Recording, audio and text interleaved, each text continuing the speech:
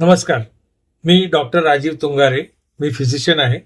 Goregaon east Mumbai तिथे माझं clinic आहे आणि दुसरं एक क्लिनिक संध्याकाळी मी गोरेगाव गोकुळधाम तिथे दुसरं क्लिनिक आहे.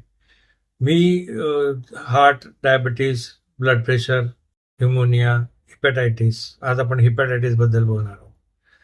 हिपॅटायटिस म्हणजे आपल्याला सगळ्यात सोपं भाषेत सांगायचं म्हणजे जॉन्डिस. जॉन्डिस म्हटलं की आपल्याला फक्त एकच जॉन्डिस माहीत असतो, तो म्हणजे त्याला आमच्या ह्याच्यामध्ये हिपॅटायटिस ए म्हणतात. लोकांना जॉन्डिस म्हणजे जॉन्डिस फक्त बस. पण हिपॅटायटिसचा जॉन्डिस वेगळा असतो. आणखीन वेगळे जॉन्डिस असतात. ऑब्स्ट्रक्टिव्ह जॉन्डिस असतो, त्याच्यामध्ये एखादा स्टोन किंवा एखादा छोटासा ट्यूमर लिव्हरच्या नतीतून जी बाईल डक्ट निघते त्याच्यामध्ये अडकला तर त्याला ऑब्स्ट्रक्टिव्ह जॉन्डिस म्हणतात. आणखीन हिमोलिटिक जॉन्डिस, आणखीन पण वेगळे जॉन्डिस असू शकतात. आपल्याला आज हिपॅटायटिस ए, बी, सी ह्या 3 प्रकाराबद्दल बोलायचं आहे. कॉमन तुम्ही जो समजता जॉन्डिस झाला, कावळी झाली, तो हिपॅटायटिस ए. त्याचा प्रसार व्हायरस जो असतो हिपॅटायटिस एचा व्हायरस, त्याचा प्रसार पाण्यातून, अन्नातून वगैरे होतो. आपण अन्न अस्वच्छ ठिकाणी हात न धुता वगैरे खाल्लं तर तो होतो. हिपॅटायटिस बी जरासा सिरियस प्रकारचा जॉन्डिस समजला जातो, कारण काही लोकांना त्याच्यातून जास्त आजार होतो किंवा क्रॉनिक आजार होतो, म्हणजे पुन्हा पुन्हा त्रास होऊन लिव्हर कायमचं हळूहळू करून खराब होण्याची शक्यता, अशा प्रकारचा तो हिपॅटायटिस बीचा असतो.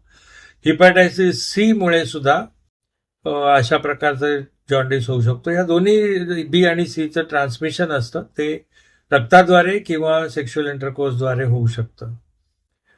क्वचित काही वेळा मग अननोन रिझनमुळे पण त्याचं ट्रान्समिशन होऊ शकतं. तेव्हा हे बी आणि सी दोन्ही क्रॉनिक आणि रिलेटेड टू हिपॅटिक कॅन्सर असू शकतात. तेव्हा हे तुम्ही लक्षात ठेवा की कावीळ म्हटलं तर केवळ एक प्रकारची नसते. इन्फेक्शनमुळे हिपॅटायटिस जे होतं ते केवळ एक प्रकारचं नसतं. हिपॅटायटिस ए, बी, सी कॉमन, डी आणि ई सुद्धा असतात, पण ते पण वेगळ्या प्रकारचे असतात. ए, बी, सीचं व्हॅक्सिन अवेलेबल आहे. हिपॅटायटिस बीचं व्हॅक्सिन कॉमनली सगळेजण घेतात, ते घेणं जरुरी आहे. हिपॅटायटिस एचं सुद्धा व्हॅक्सिन असतं, ते व्हॅक्सिन घेणं जरुरी आहे. आणखीन त्याची प्रिव्हेन्शन हे जास्त महत्त्वाचं. ते अशासाठी की स्वच्छता आणि निडल प्रिक किंवा ब्लड ट्रान्सफ्युजन ह्याच्यातून जे होतं, हल्ली ब्लड ट्रान्सफ्युजन एकदम प्रॉपर चेक करून देतात, त्याच्यामुळे निडल प्रिक फक्त इम्पॉर्टंट आहे.